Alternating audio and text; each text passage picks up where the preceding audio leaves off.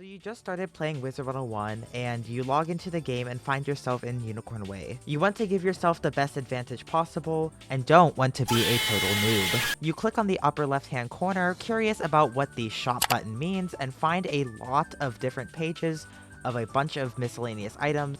Excuse me, what the actual are you doing in my house? And don't know where you should start. Well, you've certainly clicked on the right video. I am absolutely going to leave a preface and a warning at the start of this video right here, right now, so that there is no confusion. You do not need to purchase anything from the Crown Shop to complete this game, to get faster in this game, to go ahead in this game at all. I have an ongoing series on my channel where I take a fresh new wizard on a fresh new account and complete the game as quickly as I can while spending 0 on crowns, and so far I've gotten all the way up through Avalon. So you do not need to spend money. This is strictly if you have extra disposable income and want to give yourself a little bit of an extra edge in the earlier game. Hello, Editor Me here. Something I forgot to mention just real quick before we go into it is that if there is a free-to-play or alternative way to acquire this item rather than spending crowns, I do include that at the end of each and every single item. So if you do not want to spend a penny above the membership cost or the crowns cost in this game, there will be an option for you in here as well. Without further ado, let's get started. So you click on the Crown Shop in the top left corner, or there's a keybind. If you hit Control and S together, it'll also automatically bring up the Crown Shop. One of the first things that you can actually equip from level 1 that will give you ostensibly the most advantage in this game is a wand called the Ascendant Staff. From a baseline, this staff might not look like much. It gives a balanced wand hit that deals 70 damage, but the main selling point of this staff is if you hover over it, it gives you 1 extra pip at the start of combat. If you purchase absolutely nothing else in this game besides the Ascendant Staff, you will breeze through Wizard City in record pace because you will be able to cast your 2 pip single hit spell against enemies on the first turn, which will more than likely kill about 90% of the enemies starting off in Wizard City. It is such an insane time saver. It literally will get you through Wizard City, Krokotopia, even Marleybone, all the way up until you get the Sky Iron Hosta at Mount Olympus in level 30. So for something that lasts you that many levels, this will be one of the first and serious things that I would recommend to somebody if you have nowhere else and no other idea of what to start with. I feel like a lot of people might try to counteract that and say, well, if you look at the new starter bundles, the wands will give you plus, a certain amount of damage to your school. So the death one will give plus 6 damage, for example. And while that is true, and it will vastly increase your stats, of course, having the whole set, the wands in this unfortunately do not offer that extra pip. So yeah, you'll be able to do a lot of damage, but you will still have to wait for that second turn, and more often than not, your second pip will have enough damage to kill whatever you are trying to kill in the beginning of the game.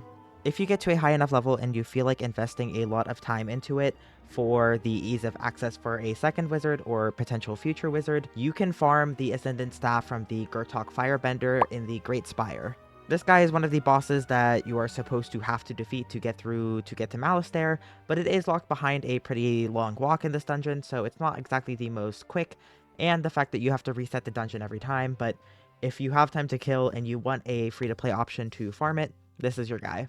The next potential item that I would recommend to newer players, you can see the game already is trying to recommend it to me, is the Heartsteel Athame. As opposed to the Ascendant Staff that has a hefty price tag of 2,500 crowns, the Heartsteel is super cheap at only 260 crowns. There will be people, if they are trying to run a full resist build, that will still use the Heartsteel Athame up until max level because it is, I'm pretty sure, one of the few Athames that actually does give resist, if the only one. Not too sure about that, but I'm pretty sure again. But yeah, starting at level 5, you can equip this and it will just give you 45 HP and 5 universal resist to every single school, which definitely will help you in the early game. Resist is such a hidden and I think underappreciated stat to have, especially in the early game when you don't have that much HP and survivability tools. Less so into the later game when you find people with, quad pent damage pets.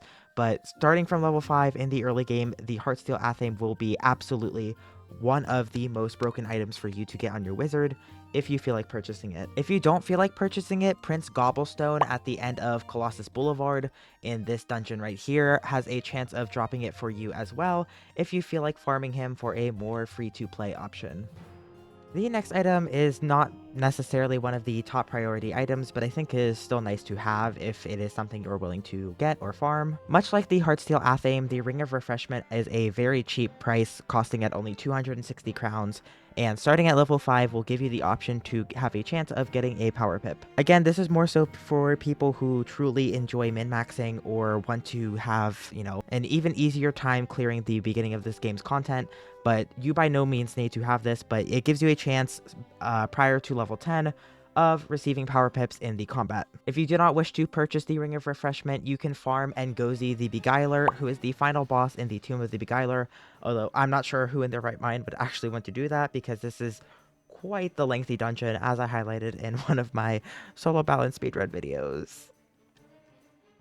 This next option in the crown shop is going to be just for people that want to get through things maybe a little bit faster and also want to have a really cool mount. There's a mount in the crown shop called the Marleybone Car. It is the cheapest 50% speed mount that they offer in the crown shop, running at 50% speed for only 7,000 crowns. This is once again only if you want to be zooming throughout the spiral. There are a number of mounts in the crown shop that you can end up purchasing for gold if you look closely at the tabs at the bottom.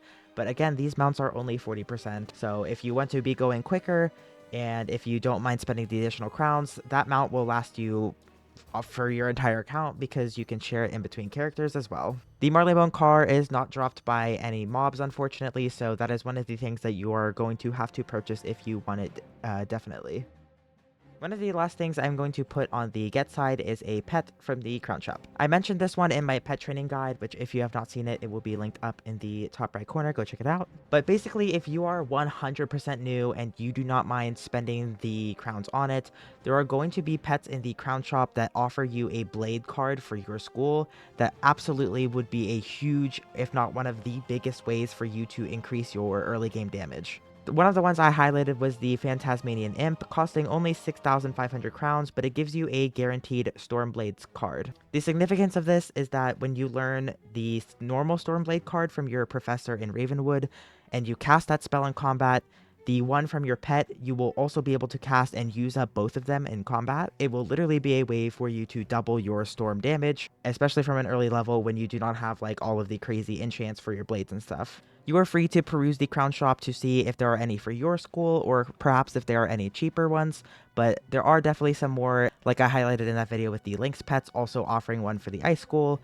so on and so forth. The next category I have are things that I might spend money on if there are things that I am interested in, but also you can complete the game entirely without them. These will just be for ease of use or for some really niche strategies. The first one, and probably one of the most evident examples of what I was referring to, are going to be the packs in this game.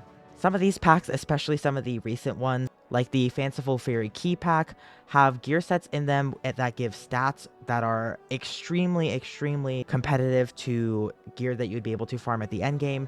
These are very awesome, if not sometimes a straight up upgrade to some of these pieces of gear, and they are very nice to have on your account if that is something you enjoy doing. Like we saw with the console release, however, every single one of these items has a certain chance to drop, and while some things like these gear pieces I'm pretty sure have a 100% chance of dropping in every pack, you are definitely not guaranteed to get the one that you want, the one for your school, the one with the best stats on it, all that good stuff. You will take a gamble whether you are opening for gear pieces or the Gulcher mounts from this horde pack. It is all definitely up to chance. Nothing is ever guaranteed. This is absolutely one of the things that if you have the disposable income and want to have an easier way to get some really good stats, especially for your level while you're questing, this would be one of the first things that you would go to look for. Another thing I think a lot of people that might have a lot of crowns are very quick to purchase are going to be some of the elixirs. Most notably is going to be the energy elixir. As the name suggests, it will fill your energy from 0 to full,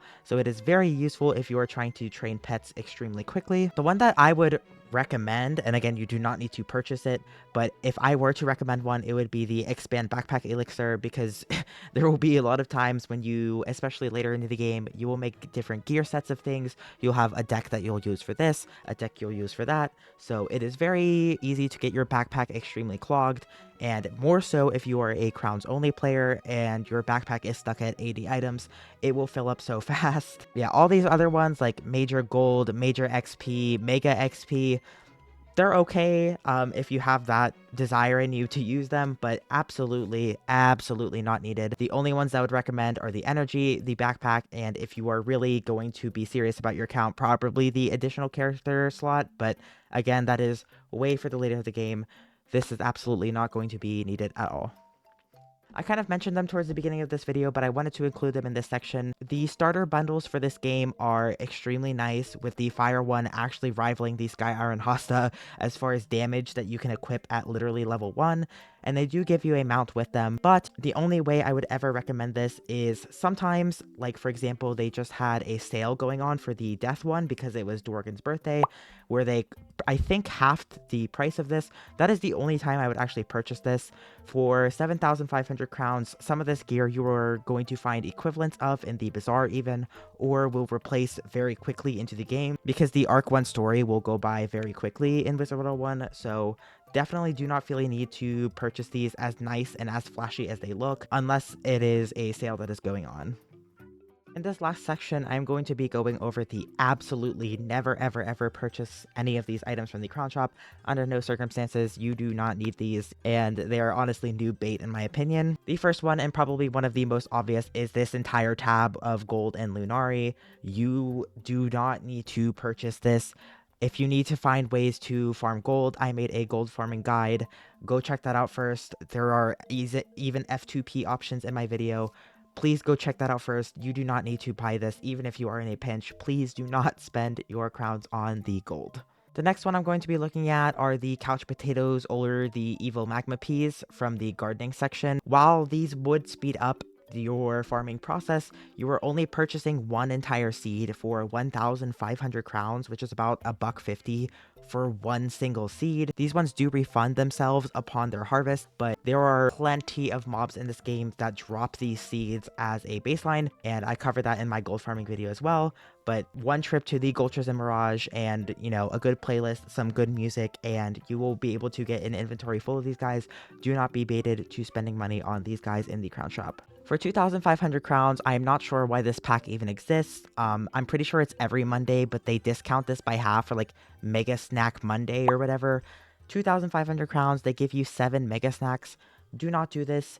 If you need Mega Snacks and you do not have couch potatoes, farm the prickly bear cactuses from Crocotopia, or you can purchase them from the gardener in Crocotopia, but do not purchase this pack. It is so costly and you will burn through these snacks in literally 3 minutes. Not good for your value at all. That is going to be it for my crown shop guide and my advice on what you should and should not spend your crowns on if you are going to spend. Once again, I really want to push home the fact that you do not, under any circumstances, need to spend crowns in order to make this game playable, in order to make this game enjoyable. They are just going to be there if you want to perhaps speed up your experience, you know, ease of use, all that stuff. Yeah, that will be it for today's video. I want to thank you guys for supporting my channel recently and for hanging out with me. I love you guys so much, and I will see you in the next video. Bye-bye!